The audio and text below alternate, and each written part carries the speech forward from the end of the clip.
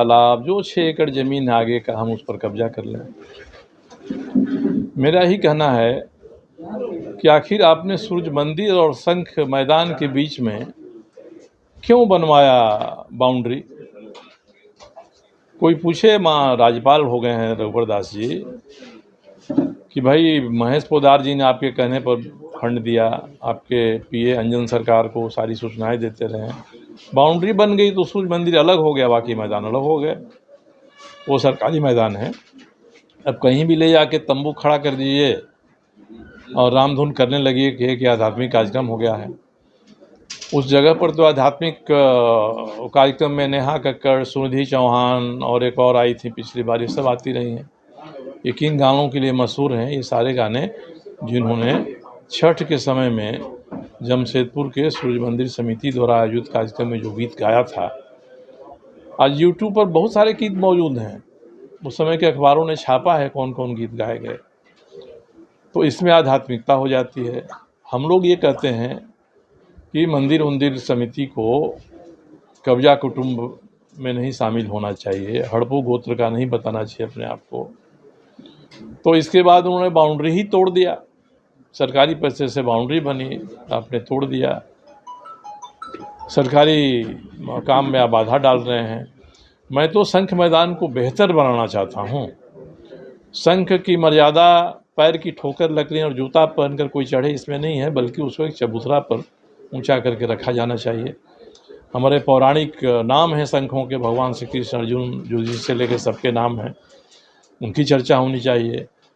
कोई टहलने घूमने जाता है तो आप उससे 5 रुपया वसूल लेते हैं, मगर उसके किनारे बेंच उंच भी तो होना चाहिए ताकि कोई जाए बैठे, महिलाएं पुरुष ने समय बिताएं। तो मैं तो किनारे में बेंच लगवाना चाहता हूँ।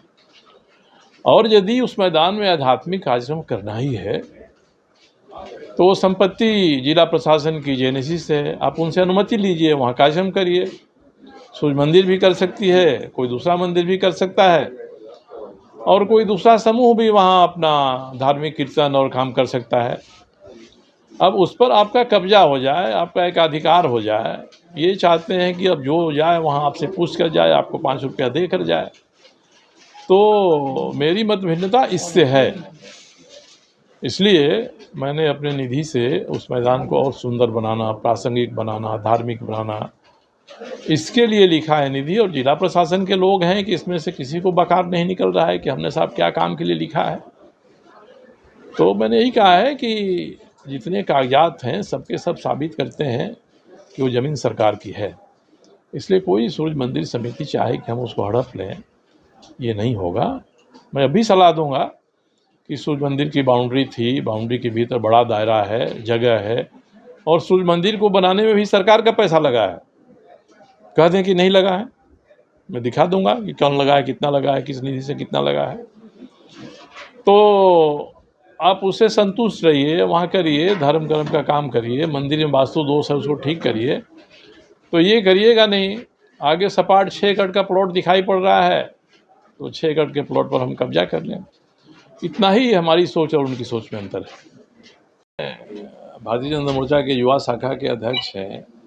अब उनको जेल से कोई कहा कि मैं बोल रहा हूँ, और उसने धमकी दे दिया कि सूर्य मंदिर के मामले से आप लोग हटिए, नहीं तो पहले पिटाई हुई थी, अब हत्या हो जाएगी आप लोगों की। उन्होंने एसएसपी को कहा है, लिखा है। हम लोग भरोसा करते हैं कि सीनियर एसपी, पुलिस तंत्र जरूर इसमें आगे की कार्रवाई करेगा, मगर ऐसी धमकी देकर कोई डराना चाहे तो महामूर्ख है। बिगड़ैल होने की एक सीमा होती है।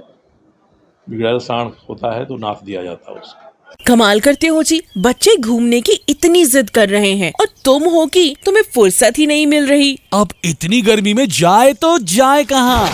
इस गर्मी में मस्ती और फन का आ गया है परफेक्ट डेस्टिनेशन, वाइल्ड वादी, जहाँ है water park, bird park, flower park, trampoline park, amusement park, 250 feet लंबा, जिप लाइन और क्रिकेट स्टिमुलेशन का खूबसूरत नजारा। वाइल्ड वादी, 10 माइल चौक, रांची। वाइल्ड वादी यानी अनलिमिटेड फन और अनलिमिटेड मस्ती।